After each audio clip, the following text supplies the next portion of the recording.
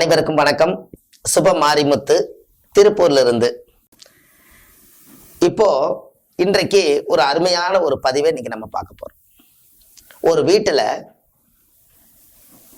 Oil ஹோமம் வீட்டுல செய்யலாமா செய்யக்கூடாதா அப்படிங்கிற ஒரு அற்புதமான ஒரு விஷயத்த இந்த பதிவுல நீங்க கேட்கலாம். அது இடவிடாம கேட்டுவாங்க. அப்பதான் உங்களுக்கும் ஒரு முழுமை அடை. இப்போ ஒரு ஆயுள் ஹோமம் என்றால் என்ன? ஆயுஷ் ஹோமம் என்பது 60 ஆண்டு கடந்து மறுபடியும் ஒரு யுகம் கடந்து இன்னொரு யுகம் 60 ஆண்டு 120 ஆண்டு ஒரு மனிதருக்கு பூர்ண ஆயுள் அந்த காலத்திலேயே சித்தர்கள் இதை வகுத்து வச்சிருக்காங்க.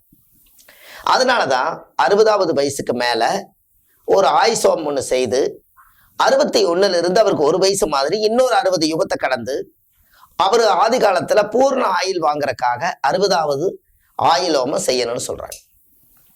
இப்ப இந்த ஆயுள் ஹோமத்தை பத்தி ஒரு ரகசியம் இதுக்குள்ள இருக்கு, நீங்க தெளிவா தெரிஞ்சுக்கங்க. 59 வயசு முடிஞ்சு 60 வருஷம் எப்படி வந்தது? இந்த 60 வருஷத்தை எப்படி கொண்டு வந்தாங்க அந்த காலத்துல? முதல் 60 வருஷத்துக்கு பெயர் என்ன? அப்ப அந்த காலத்துல பாத்தீங்கன்னா பஞ்சாங்கத்துல பாருங்க, எல்லாத்துக்கும் கொடுத்துருப்பாங்க. 60 வருஷத்துக்கு உண்டான பஞ்சாங்கத்துல ஒரு வருஷத்துக்கு ஒரு பெயர் அந்த காலத்திலே முன்னோர்கள் அதை உருவாக்கி வச்சிருக்காங்க. அன்னைக்கெல்லாம் இங்கிலீஷ் டேட் ஆஃப் பர்த் டயத்தை வச்சு கணக்கு போட மாட்டாங்க.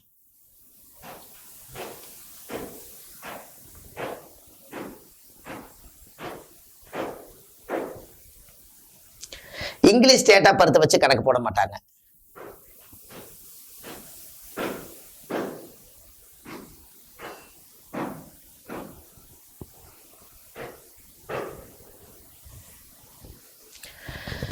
இங்கிலீஷ் டேட் ஆஃப் பர்த் வச்சு கணக்கு போட மாட்டாங்க. ஏன்னா அந்த காலத்துல எந்த வருஷத்துல பிறந்துக்கிறாரோ அந்த வருஷம் விரல் விட்டு எண்ணி இந்த வருஷம் இந்த மாசத்தை நாள் ஆச்சுன்னு சொல்லிடுவாங்க. அதுக்குத்தான் 60 வருஷத்துக்கு பெயர் உண்டு. பிரபா, விபா, சுக்கிலா, பிரமோதா, பிரம்மசுத்தி, ஆங்கிரசி, ஸ்ரீமுகா, பாவா, யுவா, தாது, ஈஸ்வரா, வெகதான்யா, பிரமாதி, விக்ரபா, விசு, சித்திரபானு, சுபானு, தாரணா, பார்த்திபா, வியா, சர்வஜித்து, சர்வதாரி, விரோதி, விக்கிரதி, கர, நந்தனா, விஜயா, ஜயா, மன்மதா, துன்மிகி, கேர்விளம்பி, விளம்பி, விகாரி, சார்வரி, பிளவ, சுபகிருது, சோபகிருது, குரோதி, விசுவாசு, பரபவ, பிளவங்கா, கீழகா, சௌமியா, சாதாரணா, விரோதிகிருது, பரிதாபி, பிரமாதிச்சா, ஆனந்தா, ராஜஸ், நலா, பிங்களா, காளயத்தி, சித்தார்த்தி, ரௌத்ரி, துன்மதி, துந்துபி, ருத்ரோகாரி, ரத்தாச்சா, குரோதனா, அச்சயா.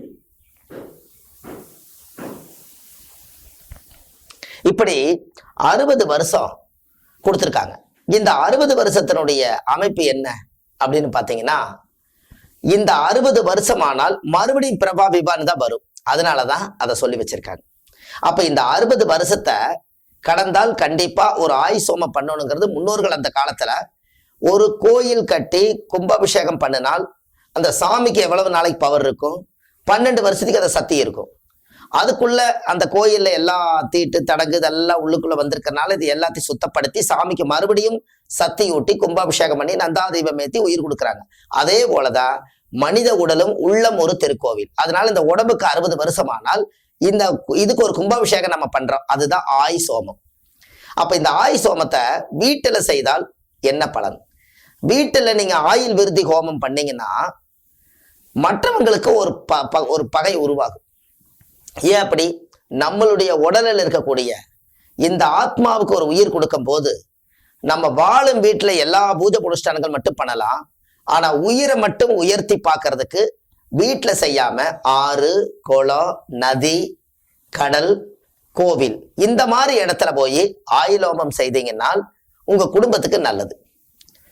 அப்படி ஒரு வேளை சப்போஸ் என்னால முடியலைங்க, நான் வீட்டுலதான் செஞ்சாகணும்னு செய்தால் உங்களுடைய ஆயுள் விருத்தியாகும். ஆனா அதனுடைய தாக்கம் அந்த குடும்பத்துல மற்றவங்களுக்கு அது பாதிக்கும்.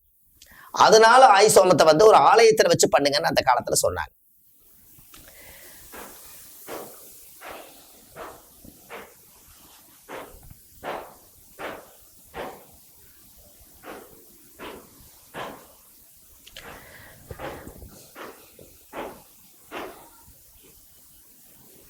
அதனால ஆயுள் ஹோமத்தை கொண்டு போய் ஆலயத்துல கொண்டு போய் வச்சு பண்ண சொன்னாங்க. அப்போ வீட்டுல செய்தால் அது ஒரு பெரிய கர்மம் என. நம்மளுடைய உடம்புல இருக்கக்கூடிய அந்த தோஷத்தை, அந்த கர்மாவை நீங்க வீட்டிலேயே பண்ணுனீங்கன்னா அது வீட்டிலேயே தான் இருக்கும், எங்கேயும் போகாது. அப்போ உங்களுடைய மனம், எண்ணம், செயல் எல்லாமே வீட்டுக்குள்ள ஆயிலம் பண்ணினதுக்கு அப்புறம் என்னன்னு தெரியல, ஒரு திருஷ்டி வட்ட மாதிரி இருக்குதுங்க. எல்லாத்தோட கண்ணு பற்றுச்சாட்டு இருக்குது. கணவன் மனைவியா நாங்க 60 வருஷம் வாழ்ந்தது யாருக்கு பிடிக்கலையாட்டு இருக்குது, ஒரு கை காலெல்லாம் குடைச்சல் ஆகுது, முன்ன இருந்த ஒரு சந்தோஷம் இல்லை இப்படின்னு அது ஒரு ஆட்டோமேட்டிக்கா சொல்றாங்க. அப்ப இதெல்லாம் வச்சு பார்க்கும்போது என்ன பண்றது? அப்ப இந்த ஆயிலோமத்தை இது சரியான இடத்துல வைக்க முடியாது அல்லவா? அப்ப இது ஏதாவது ஒரு இடத்துல நம்ம வச்சுதான் பண்ணணும். அப்ப வீட்டுல இதை கண்டிப்பா செய்வதை தவிர்க்கவும். ஒரு மகாலட்சுமி பூஜை பண்றோம், ஒரு ராமர் பூஜை பண்றோம், ராமர் வழிபாடு பண்றோம், ஒரு மகாபாயனம், ராமாயண மகாபாரதங்கள் படிக்கிறேன்னா அதெல்லாம் தன்னுடைய வீட்டுல பாராயணம் பண்ண அந்த மந்திர சக்தியாகப்பட்டது வீட்டுல உருவேறி நல்ல பவரா இருக்கும். ஆனால் உங்களுடைய ஆயில் மட்டும் எங்கேயோ உலகம் பூரா சுத்தி கடைசியில நம்ம வீட்டிலேயே அந்த ஆயில் ஓமத்தை இறக்கி வச்சால் அது பூர்வ ஜென்ம கர்ம வினை மற்றவங்களுக்கு யாரு கெட்ட நேரம் வருதோ அவங்கள அது தாக்கும். அதனால நீங்க என்ன பண்றீங்கன்னா இந்த ஆயில் ஓமத்தை தவிர்த்து ஆலயத்துக்கு நீங்க போயிட்டு வாங்க. திருக்கடையூர்ல அபிராமி ஸ்தலத்துல போய் கூட நிறைய அந்த உலக மக்கள் நிறைய பண்றாங்க. அப்படி ஒரு பெரிய ஆலயங்கள் அந்த காலத்துல இப்படி எல்லாம் வீட்டுல செஞ்சிருவாங்க அப்படிங்கிறதுக்காகத்தான் அவங்க என்ன பண்ணிட்டாங்கன்னா அதுக்குன்னே ஆயில் விருதி ஹோமத்துக்குன்னே ஆலயத்தை அந்த காலத்திலே முன்னோர்கள் அதை கட்டி வச்சுட்டு போயிட்டாங்க. அதனாலதான் திருக்கடையூர்ல அபிராமி திருக்கோவில் இருக்கு. அந்த கோயில்ல அவ்வளவு பெரிய சக்தி இருக்கிறதுனால கண்டிப்பா நீங்க அந்த ஆலயத்துக்கு போயிட்டு வர்றது ரொம்ப ரொம்ப சிறப்பு. இது எல்லாம் நீங்க எல்லாம் செய்து உங்களுடைய வாழ்க்கைய ஒரு சிறப்பா நீங்க கொண்டு வாங்க. இது ஆயிலோமத்தினுடைய பொருள். இந்த ஆயிலோமம் இப்படி செய்தால் உங்களுடைய வாழ்க்கையில ஒரு மிகப்பெரிய மாற்றம் ஏற்படும். அதே போல 60 வருஷம் பஞ்சாங்கத்துல அந்த பாத்தீங்கன்னா 60 வருஷம் யுகமானால் நீங்க ஒரு பஞ்சாங்கத்துல தான் அந்த 60 வருஷம் இருக்குது அந்த காலத்துல இருந்தே.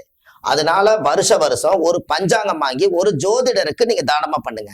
அதுலதான் 60 வருஷம் பஞ்சாங்கத்தை அடிக்கடி அவங்க படிக்கக்கூடியவங்க ஜோதிடர்கள். ஜோதிடருக்கு வாங்கி கொடுங்க, அவங்க நல்ல நேரம் பாக்குறக்கு அந்த வருஷம் பூரா அதை யூஸ் பண்ணிக்குவாங்க. இது தானமே அதுதான். முருகருக்கு எப்படி கந்த சஷ்டி கவசம் தானம் பண்ணால் முருகனோட ஆசீர்வாதம் வருங்கிறோம். ஜோதிடருக்கே நீங்க ஒரு பஞ்சாங்கம் வாங்கி கொடுத்தீங்கன்னா அந்த அந்த பவர் நமக்கு வரும். அது அவங்க வாங்க முடியாதல்ல, இல்ல, உங்களுடைய ரூல் அப்படி சொல்ல வருது.